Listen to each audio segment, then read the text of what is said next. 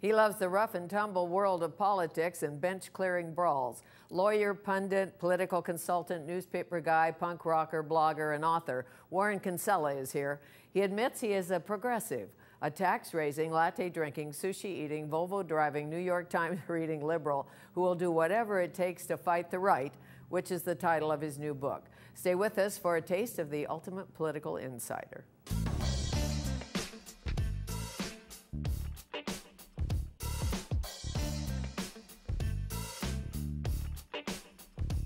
The truest political truism of them all is define or be defined. Something the once powerful federal Liberal Party failed to do and is now reduced to a bit of a rump. Well, a rump.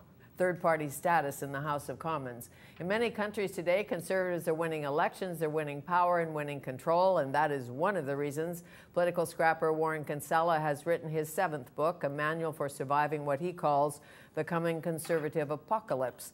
His last political tome was called Kicking Ass in Canadian Politics. This one, Fight the Right, and one of his last books was a sort of punk manifesto called Fury's Hour.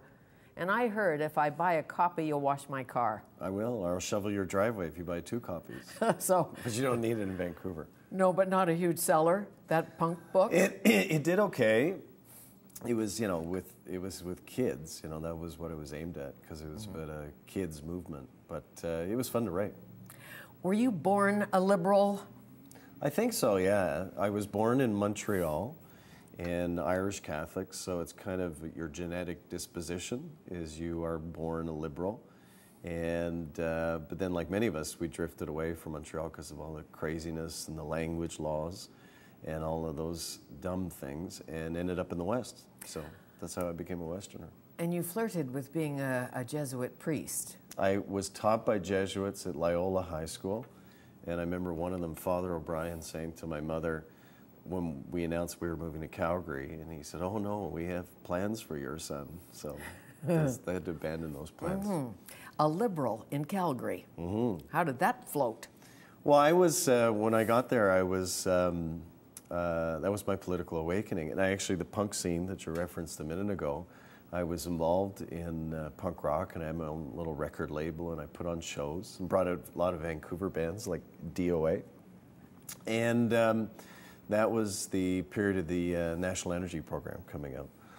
And many people objected to it with good reason. And it was a bad policy that the Trudeau government came up with.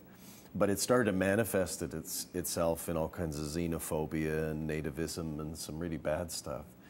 And so I thought, well, I got to do something about this. So we put on Rock Against Racism rallies and Rock Against Western Separatism rallies. And what I found was it was great, but some of the kids just wanted to rock out. They weren't as interested in politics as I was. So I had my biker's jacket on, and I went down the Liberal Party headquarters in Alberta, and I think they thought I was there to rob the place. But I signed up, and that's how I got involved in that. What was the name of your band? The Hot Nasties. The Hot Nasties. It was named after a porn movie. Of course it was. Of course it was. So you didn't exactly fit in the heart of the Liberal office, but you took it up with a vengeance. Now, brave for you, isn't it, to define a conservative today? It is. Well, I thought it was important that in writing Fight the Right, you know, what is a conservative? And I thought the best definition of all was William F. Buckley's. Buckley, as you know, started the National Review, which is the Bible. Yes. He's a deity the testament of the right. He's the deity. He is the one above all others.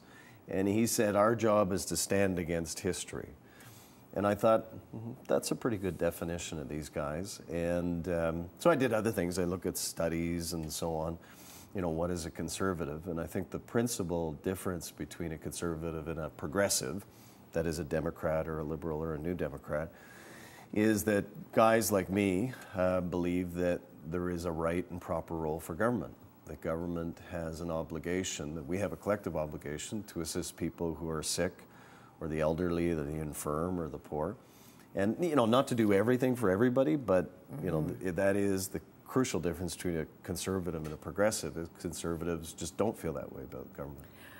So the central part of a conservative is What is central to every conservative? I'm moral, you're not? Yeah, well, I mean... I know more than you do. This is sure. the right way. Yeah. Yours is the too liberal way, or what? Well, the two things I talk about in the book, the things that have enabled them to dominate politics in the European Union and in the Americas, because they're winning elections much more than ever before, which is noteworthy. And the second thing that's noteworthy is they're doing that notwithstanding the fact that most voters self-identify themselves as progressives, right? So in Canada, it's like 60% say we're progressives, either a Liberal or a New Democrat, but guys like Harper keep winning. Why is that?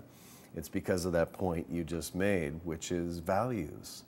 You know, Harper, even though he was as much of an intellectual, is as much of an intellectual as Michael Ignatieff was or Stéphane Dion, he's a trained economist, he's a brilliant man, but he has kind of subliminated all of that stuff. And he is the Tim Hortons hockey dad. He's the everyman. And if you look at the successful politicians like George W. Bush and the conservatives who are successful, that is an element that they all share. They're able to talk about everyday issues to everyday people, and they talk about values. And that's one of the reasons I think Mitt Romney won the first presidential debate. He mentioned the words middle class values maybe a dozen times in that debate, even though he wouldn't know the middle class if it bit him on the leg. However, as we see the gap between the rich and the poor today, the 99%, if you will, the middle class is in dire straits. Yeah, and the one thing I say, yet progressives say, okay, fine, we need to talk about values more and better. How do we do that? And to me, the answer was, found in city parks around North America last fall. It was a year ago right now. All the Occupy kids were found around the planet. And they were amazing because, they didn't have a leader, they didn't have a budget, they didn't have any hierarchy, they didn't have, any talking points or any of that kind of stuff. But they had, as you just noted, this amazing message that everybody agrees with, which is there is this growing gap between, the haves and the have-nots, and the people who, as Clinton says, work hard and play by the rules, are falling behind, and the rich are getting richer. That was the Occupy message, and it was a powerful message. It was an effective message, and unfortunately, Obama and successive liberal leaders haven't figured out how to absorb that message and make it their own. How can they make it their own? By talking about it, right? It's that simple. It's making a commitment to talk about something and to be passionate about it and speak with conviction. And that's what Justin Trudeau did, I think, when he kicked off his campaign. That's part of the reason why people are so excited. Even though, ironically, like Romney, Justin comes from power and privilege. He did the same thing the night before the first presidential debate. He talked about middle-class values a couple dozen times, and it worked.